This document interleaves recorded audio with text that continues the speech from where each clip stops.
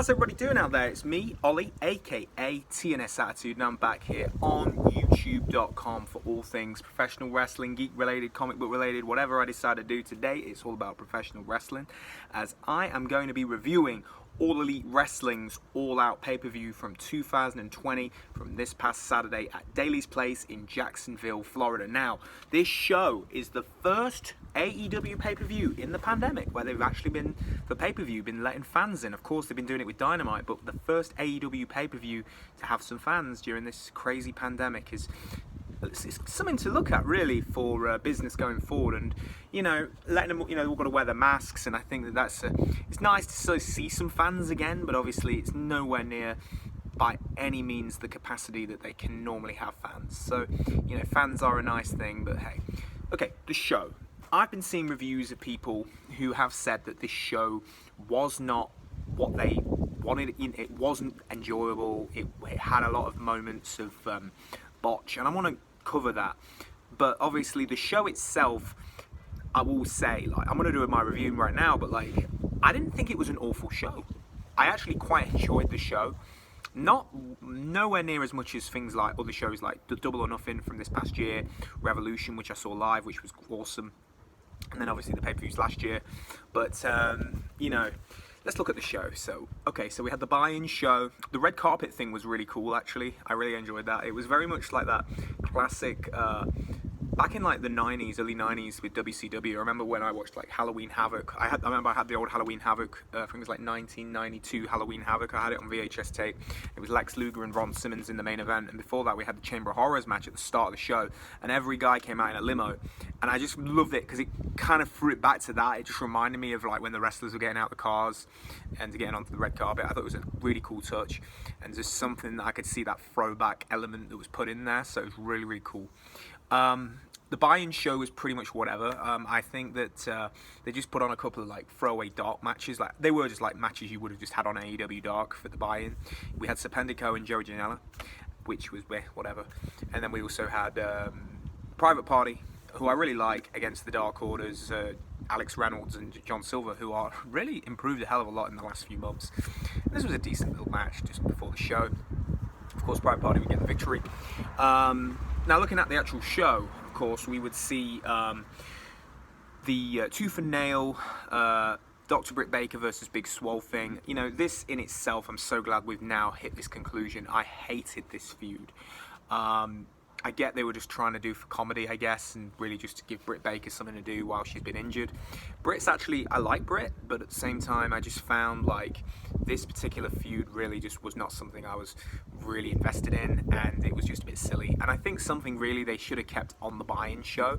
I just think to have it as the opener for the main show just seemed a bit whatever, really, but it was just your standard silly, gimmicky, cinematic in a dentist, and it went a bit like a hardcore-y kind of match, but whatever. And there was just a couple of things, but anyway, the Young Bucks against Jurassic Express, Jungle Boy and Luchasaurus. I thought this was a really great match, and of course we got to see that sort of tweener. Are the Bucks turning heel? Are they not? And they are going to. I imagine they will turn heel in the next few weeks, months, whatever they decide to go down. And this is what I want to just talk about with this pay-per-view. I think for a progression point of view for this product, for AEW going forward, I think this pay-per-view was really, really good to plant a lot of seeds. Plant seeds in terms of where they're going to go in terms of long-term direction, and I think that's what a lot of people are overlooking, because you've got things like the teasing of Kenny Omega turning heel, which I will comment on in momentarily. Of course, the Bucks going heel, Wardlow and MJF potentially maybe breaking up. And I think that there's a lot of these seeds that have been planted that I think we need to touch on, and I think are what made this event definitely not as everyone's saying it was bad. There was the botches, and I will want to comment on those. But like I say, this was a good match, and definitely a good way to sort of start moving the Bucks into a more aggressive sort of side and showing that side of them to give them a new bit of character. Then, of course, we had the Battle Royal. Of course, the Casino Battle Royal. And Matt Sydal, of course, would be the mystery. Now, I'm not sure has he actually signed with AEW, but of course he did botch his big flip that he does, and of course, you know, the Shooting Star Press, he did botch, he slipped. You know, it was unfortunate for him, but of course, he did look good. I mean, the guy did look good. I think that, you know, having Matt there would be cool, I guess. I think it's just one of them. It's just a very unfortunate botch to start your first 30 seconds in All Elite Wrestling and he botches, you know, and it just kind of went, you know, it just drives it down for me. If I'm doing any of these matches out of order, I do apologise, but you know, it was whatever really. And of course, Lance Archer would win this, and of course, you know, featuring Lance and Brian Cage as the two big monsters in this match really showed to me that I think that they know these two are like the two more main eventers that AEW has, and they just wanted to keep these guys pretty much clashing. You know, I'm sure we'll get like Lance and Brian Cage down the road, and I think that would be, you know, really something for a pay-per-view, hopefully. Of course, you know, we'll see Archer and Moxley, I'm sure, in the future, just to rehash their New Japan stuff. Okay, let's talk about the Broken Rules match, because I know everyone wants my thoughts on that, of course, with Matt Hardy and Sammy Guevara. Now, of course, this is a match for me where when you're live, and I think that this is where they went wrong. You know, the match itself, if they'd gone cinematic with this match and maybe gone down the like big swole Dr. Britt Baker sort of road and they'd pre-filmed this match, maybe we wouldn't have had these issues.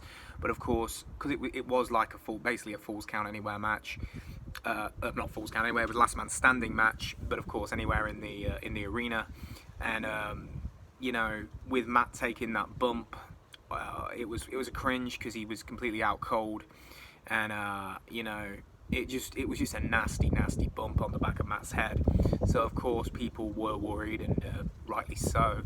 The match itself, I think, was like a oh shit for AEW, because I think they obviously the outcome was Matt was not gonna lose the match, and then when he's completely unconscious, you've got a problem, because if Matt loses, he's out of AEW. You see where I'm coming from? So this was definitely like the best thing like they did was pause the match, which is what I know what Tony Khan commented and said they did, just to check over obviously both, you know, make sure they were both okay.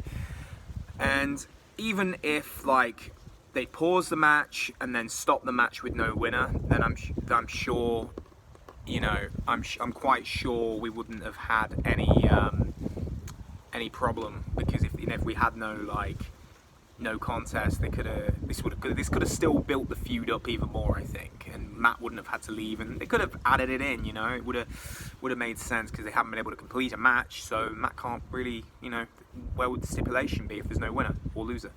But yeah, this one was a little bit like a bit cut and paste, bit out all over the place, because I think they were trying to scatter what they'd got, you know, and there was obviously some spots they were going to do which they've had to not do, and then they just ended up doing the last spot, which was Guevara going up the scaffolding and him falling back for Matt to win. And you know, this is the best thing, you know, this is what they wanted to do. If they decided to go down this road, and you know, if they both guys are fine, they're fine, and they wanted to carry it on, then I guess that's just their push. And I know a lot of people, you know, did criticize it and say, you know, it was a bit irresponsible, but if they've got medical doctors that are saying, you know, these guys are okay to carry on, then, you know, these are professionals. What more do you need from that? But at the same time, you know, Matt said he was okay, and I'm sure, you know, we'll see him this week on Dynamite. But yeah, it was an awkward, and they did comment on this throughout the show. You know, they did keep on. I mean, I think they mentioned this about 3 or 4 more times throughout the show about this botch, and I think it was really just to keep reassuring the fans, because I think they knew they were getting a lot of negative feedback, and it did suck a lot of life out of the event seeing this happen. And it does happen. These things do happen. You know, it's not a ballet wrestling. It's never has been, never will be. These are risks these guys do, and you know, it's just the crazy world that professional wrestling is. But yeah, I'm going off a little tangent there. But yeah, so we had this, and then of course we would see after that. It wasn't after that. We're going down what I saw. We had the Natural Nightmares against the Natural Nightmares with QT Marshall, Dustin, and of course Scorpio Sky and Matt Cardona. against the Dark Order. And this one itself, I enjoyed this. I think that for like a regular Dynamite match, this was pretty good. I just think that these size matches are very much their way of saying, hey, we have got a lot of guys on the roster, and they're just trying to get everybody on. And it was a good way of showcasing Cardona. I think he's a really, I think Matt's awesome. He never got that sort of thing in WWE, as they dropped the ball with him. But I just don't understand with Jim Rosso, like why he had to like bury him pretty much when he made the comment about him being, it's all of that. And it was just like what he was saying about Cardona was just like, oh, he's not as there's something missing. And I'm like, what do you mean? What, there's something missing? There's nothing missing with this guy. This guy's definitely got potential. I don't see what the issue was.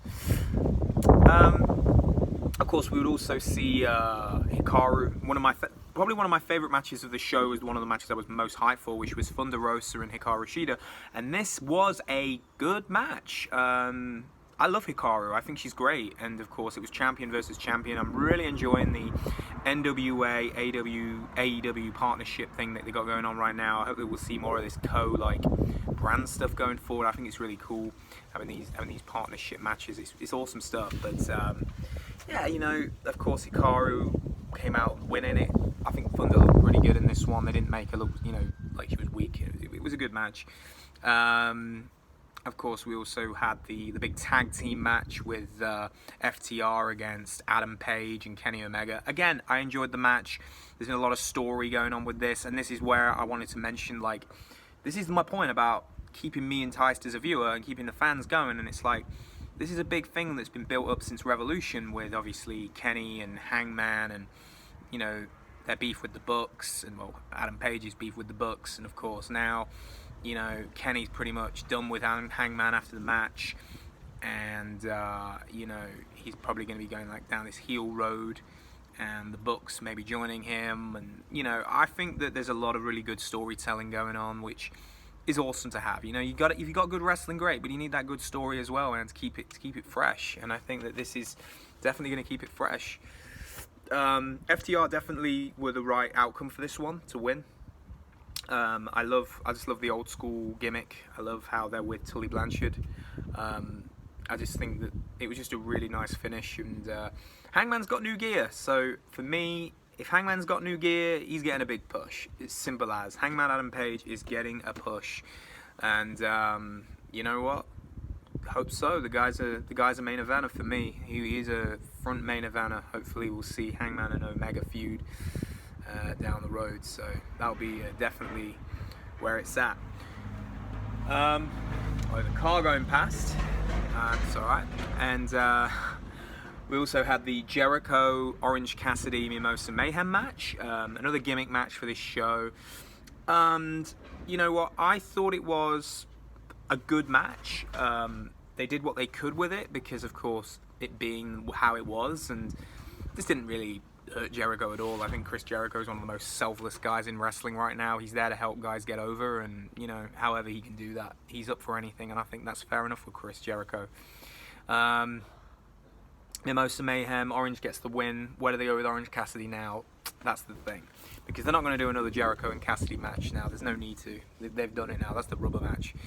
And then the main event, Jon Moxley and MJF for the AEW title. And yeah, of course, with the way they did this, I'm hopeful that we're going to see a Wardlow face turn in the future. I think that MJF's going to break off Wardlow. I don't see why he would keep Wardlow around now after what happened. It's a bit of a botch, but of course with the diamond ring, and of course what he was trying to do to get the win, and of course with Wardlow catching the referee, enabled Moxley to do the paradigm shift on MJF, and this would of course cause right behind the ref's back. So there's definitely some potential there. They're gonna do something where maybe not say strip Moxley of the belt, but maybe they'll do a rematch because they'll be like, hey, he didn't win the match the right way and it was behind the ref. Who knows? And this is my point. This is why I think there's definitely a lot of setups for some interesting stuff going forward, and this is why